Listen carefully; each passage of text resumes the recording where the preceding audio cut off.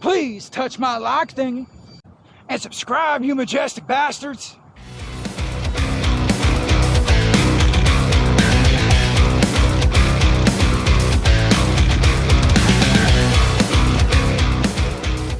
What's up, y'all? Welcome back, Captain Hood of RC. Welcome back to another Sunrise Sunday. Today we got the rival MT8 out. This is going to be an experiment that I've been wanting to do on this truck for a long time, but I have not been able to find the parts until recently.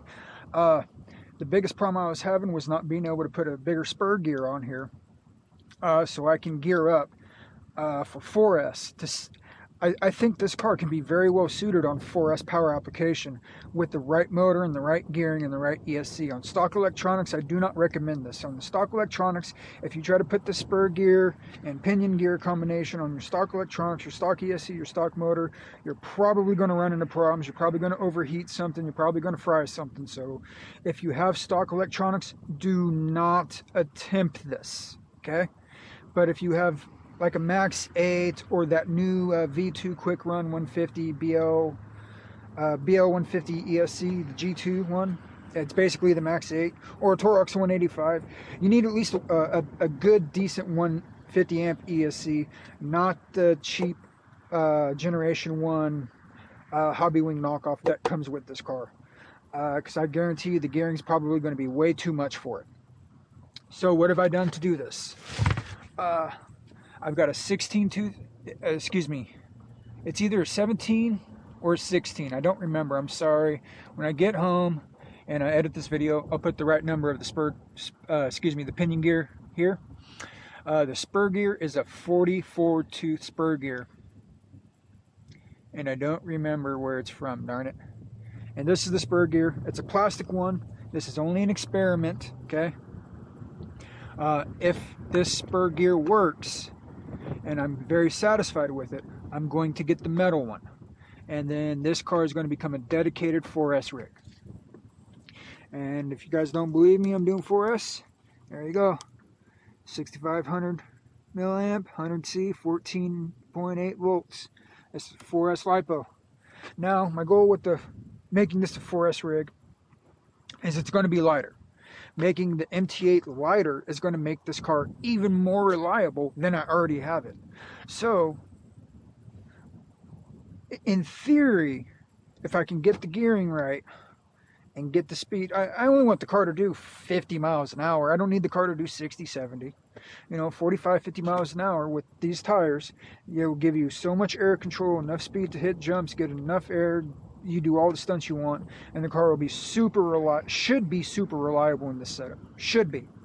So, let me get the body on, plug the battery in, fire it up, and get ripping, y'all. Stay tuned, we'll check it out. Alright, y'all, we got her out. First test on 4S. Let's see what she does.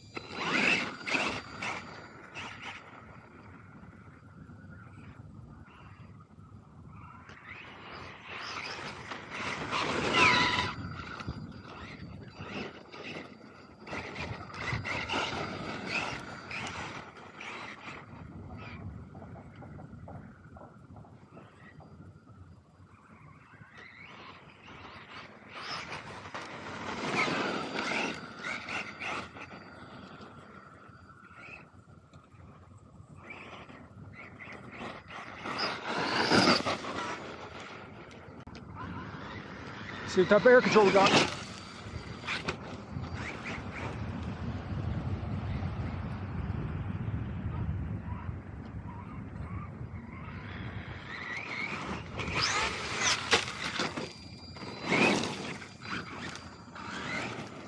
Something's going on with my steering, you guys.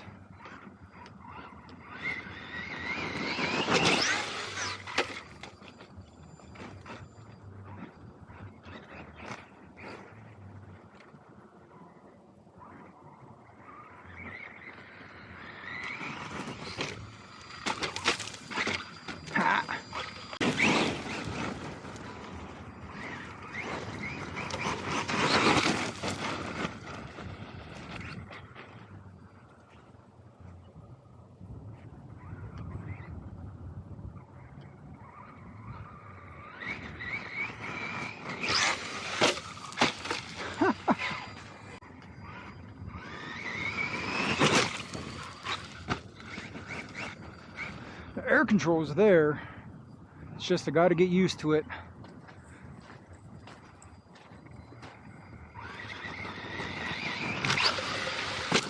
Woohoo, that was clean.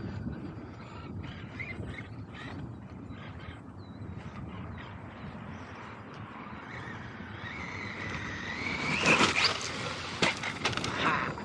Stuffed it. Haha! Oh, there goes that wing in pieces.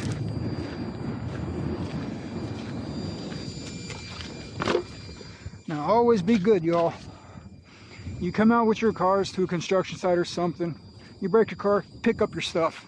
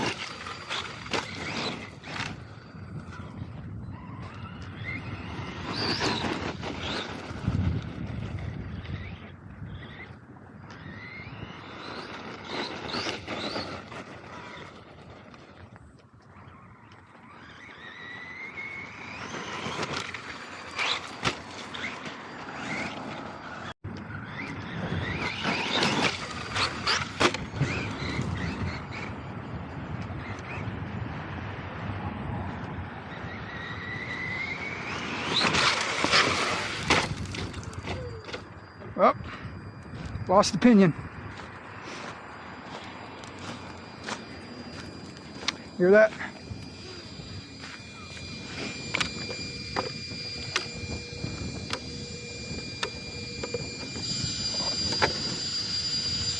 Ah, my pinion came loose. Dang it, y'all. All right, y'all. So what do you guys think about the MT8 on 4S with way taller gears? Other than the damn shitty freaking wing, the test I think was a major success. Now, the only thing is, it's so different. It feels so different. I still have the power, but it's not super instantaneous as it is with 6S. This on 4S is way more easier to control once I get it more figured out. This is the first time I've driven it on a 4S in over a year and a half, maybe 2 years. Oh, there's part of my steering problem. My servo saver came loose. But yeah, like I said, y'all, I lost gearing. I lost my gear mesh. Well, not the gear mesh, the pinion fell off. Who knows? That's probably my fault, more than likely. But the motor, it's a little warm. I could probably go down a tooth or two on my pinion. We all know this platform. It has its limitations. It's not like some of the other cars that doesn't have as big as limitation as this one's. But I think this is a good option for everybody who doesn't want to do 6S power. So on 6S power with stock motors, I found gearing down makes it a lot more controllable, easier to drive, lasts a lot longer.